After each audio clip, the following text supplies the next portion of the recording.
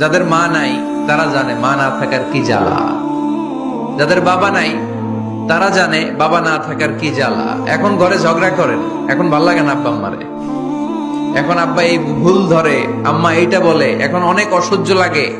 তো যেদিন চলে যাবে ওই দিন বুঝতে পারবেন মাথার উপর থেকে ছাতাটা নাই হয়ে গেছে, বটবৃক্ষটা চলে গিয়েছে, আর উপদেশ দেওয়ার মতো কেউ নাই, কাছে আগলে রাখার মতো কেউ নাই। এজন্য আব্বা আম্মা থাকতে আমরা যেন আব্বা আম্মার কাছ থেকে দোয়া চাই। আব্বা আম্মার দোয়া কোনোদিন আল্লাহ তাআলা ফিরিয়ে দেয়।